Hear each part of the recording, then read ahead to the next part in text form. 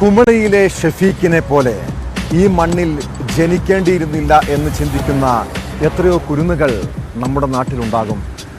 കോതമംഗലം നെല്ലിക്കുഴിയിലെ 6 വയസ്സുകാരി മസ്കാന അനുഭവിച്ച ക്രൂരതയെക്കുറിച്ച് അറിഞ്ഞാൽ മനസ്സാക്ഷിയുള്ളവരുടെ ഉള്ളു നീറും. രണ്ടാനമ്മ അനീഷയുടെ സ്വാർത്ഥ മോഹമാണ് ആ കുരുന്നിൻ്റെ ജീവൻ തന്നെ ഇല്ലാതാക്കിയത്. ഒടുവിൽ ശ്വാസം കിട്ടാതെ അവൾ പിടഞ്ഞു മരിച്ചപ്പോൾ ഇനി സുഖിച്ച് ജീവിക്കാമെന്ന് അനീഷ കരുതി കാണണം. 24 മണിക്കൂർ തികയും മുൻപ് പ്രതി രണ്ടാനമ്മ തന്നെയെന്ന് പോലീസ് ഉറപ്പിച്ചു. കേസിൽ കുഞ്ഞിൻ്റെ പിതാവ് ഉത്തർപ്രദേശ് സ്വദേശി അജാസ് ഖാന് പങ്കില്ലെന്നും അന്വേഷണ സംഘം സ്ഥിരീകരിക്കുന്നു.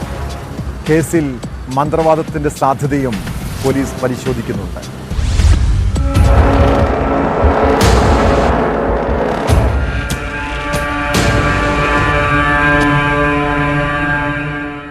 അജാസിന്റെ ആദ്യ ഭാര്യയിലെ മകളായ മുസ്കാൻ ജീവിതത്തിൽ തടസ്സമാകുമോ എന്ന ഭയമാണ് കൊലപാതകത്തിന് കാരണമായി അനീഷ പറയുന്നത്. അതോടൊപ്പം മുസ്കാനെ ഇടയ്ക്കിടെ കാണാനെത്തുന്ന ആദ്യ ഭാര്യയുമായി അജാസ് ഒന്നിക്കുമോ എന്ന ആശങ്കയും അനീഷയ്ക്കുണ്ടായിരുന്നു. ആദ്യം കൊലപാതകത്തിൽ അജാസിന് പങ്കുണ്ടോ എന്ന് പോലീസും സംശയിച്ചിരുന്നുവെങ്കിലും തുടർന്നുള്ള അന്വേഷണത്തിൽ നിരപരാധിയാണെന്ന് വ്യക്തമായി. അജാസിന്റെ മൊഴിയുടെ അടിസ്ഥാനത്തിൽ മന്ത്രവാദ ചികിത്സ നടത്തുന്ന ചിലരെപ്പറ്റിയും പോലീസ് അന്വേഷണം നടത്തി.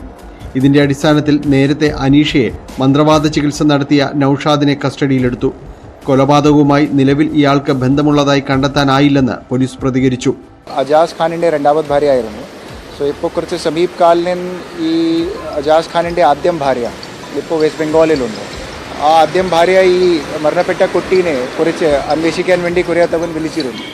സോ അതിനെക്കുറിച്ച് ജെലിസി പോലെ ഒരു ഫീലിംഗ് ആയിരുന്നു. അത് നമുക്ക് ആദ്യമാണ് കിട്ടത്തുള്ള വിവരം. പോസ്റ്റ്മോർട്ടം റിപ്പോർട്ടിൽ കുട്ടിയെ ശ്വാസം മുട്ടിച്ച് കൊലപ്പെടുത്തിയതാണെന്ന് തെളിഞ്ഞതോടെയാണ് അന്വേഷണം മാതാപിതാക്കളിലേക്ക് തിരിഞ്ഞത്. രാത്രി ഭക്ഷണം കഴിച്ച് ഉറങ്ങാൻ കിടന്ന കുട്ടി രാവിലെ വിളിച്ചപ്പോൾ എഴുന്നേൽക്കുന്നില്ല എന്നായിരുന്നു ഇവർ പോലീസിനോട് പറഞ്ഞത്. പോസ്റ്റ്മോർട്ടം റിപ്പോർട്ട് പുറത്തു വന്നതിന് പിന്നാലെ ചോദ്യം ചെയ്യലിൽ അനീഷ കുറ്റം സമ്മതിക്കുകയായിരുന്നു.